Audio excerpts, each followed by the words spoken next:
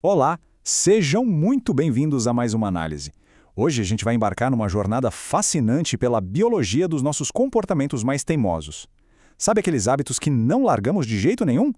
Pois é, vamos mergulhar fundo no nosso cérebro para desvendar um mistério muito interessante: os gânglios basais.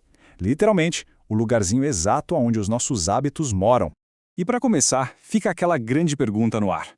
Por que é tão incrivelmente difícil parar de fazer coisas que a gente sabe lá no fundo que nos fazem mal? É uma luta super-humana e universal.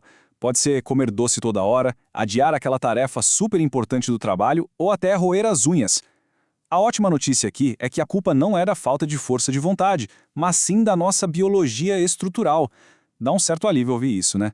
Então, para decodificar esse mistério do comportamento, o nosso roteiro de hoje vai cobrir 5 pontos: o ciclo dos hábitos, as mensagens cerebrais enganosas, os gânglios basais, que são o centro de tudo, a famosa lei de Hebb e, por fim, a neuroplasticidade autodirecionada. Vamos nessa? Ponto número 1. O ciclo dos hábitos, a nossa armadilha mental. A gente sente uma frustração muito real quando os nossos mecanismos de sobrevivência parecem simplesmente sequestrar as nossas ações. Mas tudo começa com um gatilho principal: as mensagens cerebrais enganosas. O que é isso? Bom, são pensamentos falsos, desejos ou impulsos absurdos que invadem a nossa mente.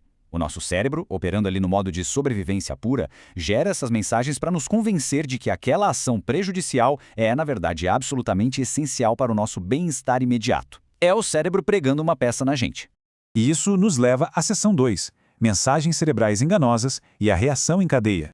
Vamos entender como isso se desenrola na nossa biologia. É um processo que acontece em 3 etapas muito rápidas. Primeiro, a mensagem falsa surge do nada. Logo em seguida, ela cria um desconforto profundo, tipo uma ansiedade ou um desejo incontrolável. E aí, em terceiro lugar, para aliviar essa sensação intolerável rapidamente, bum, a resposta habitual é acionada. O hábito vence a parada, mas só para garantir um alívio momentâneo.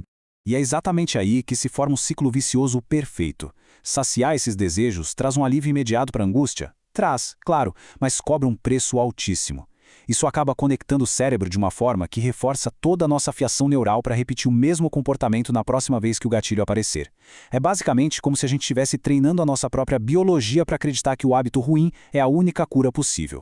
Chegamos então ao nosso terceiro ponto: os gânglios basais, o verdadeiro centro de hábitos.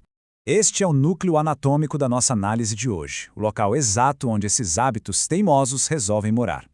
Quando a gente mapeia a arquitetura do cérebro, é fascinante notar a presença de um centro de alerta, que podemos chamar de centro OO, composto pela amígdala e pela ínsula. O que ele faz? Ele envia sinais de pânico diretamente para os gânglios basais, o nosso centro de hábitos. E aí, para tentar criar uma falsa sensação de segurança, os gânglios basais geram aquelas ações automáticas que a gente já conhece muito bem. Só que para não virarmos reféns desse sistema, a gente precisa entender um contraste vital aqui. O cérebro em si é automático, passivo e busca apenas alívio imediato, para garantir a sobrevivência naquele segundo. A mente, por outro lado, a mente é ativa. A mente tem a capacidade de avaliar objetivos de longo prazo e acessar o nosso sábio advogado interior. A mente é a verdadeira heroína dessa história, capaz de intervir, pisar no freio e dizer: opa, peraí, essa ação não reflete quem eu realmente sou. Ponto 4. A lei de Hebb, construindo novos caminhos. Sabendo que a nossa mente joga a favor dos nossos objetivos de longo prazo, a gente pode usar as próprias leis biológicas a nosso favor para superar essas rotinas automáticas. Pensa numa trilha de caminhada no meio de uma floresta. Essa é uma ótima analogia para a lei de Hebb e a formação de caminhos neurais. Conforme a gente vai passando pelo mesmo lugar repetidas vezes, um novo caminho vai ficando cada vez mais claro e aberto, certo? Da mesma forma, se a gente muda o foco para novos hábitos, aquele caminho antigo e prejudicial começa a sumir aos poucos no meio do mato. Então, o grande truque se resume a este famoso mantra biológico: neurônios que disparam juntos, conectam-se juntos. É simples assim. A ativação repetida de células nervosas prende essas células num circuito super forte. É exatamente assim que o hábito de checar o celular compulsivamente se forma na nossa cabeça.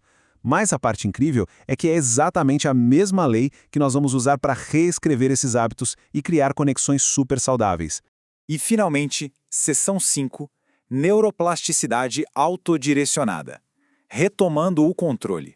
Chegamos à resolução de tudo, a ferramenta mais poderosa que nós temos para contra-atacar, a neuroplasticidade autodirecionada. Palavrão, né? Mas na sua essência, nada mais é do que a nossa capacidade ativa de escolher onde a gente quer focar a nossa atenção.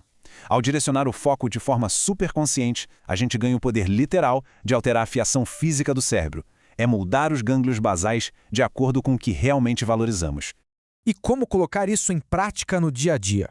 É mais simples do que parece. Primeiro a gente precisa reconhecer a mensagem enganosa pelo que ela realmente é, só um alarme falso do cérebro. Depois, usamos o nosso poder de veto. O cérebro até gera um impulso, claro, mas a mente tem o poder de vetar a ação. O grande segredo da parada toda é tolerar aquele desconforto temporário e simplesmente mudar o foco imediatamente para uma atividade saudável. Com o tempo, por pura e simples falta de uso, o tal do caminho neural antigo vai murchar e desaparecer. Para encerrar a nossa análise de hoje, deixo uma reflexão bem provocativa aqui com base em tudo isso. Qual nova trilha escolheremos construir em nosso cérebro hoje? É fundamental lembrar que nós não somos os nossos cérebros. Nós somos a mente que os orienta. A biologia nos deu os blocos de construção, é verdade. Mas somos nós que escolhemos onde colocar a nossa atenção e esculpir os nossos próprios caminhos neurais. Muito obrigado por acompanharem essa exploração profunda sobre a biologia do comportamento. Até a nossa próxima jornada.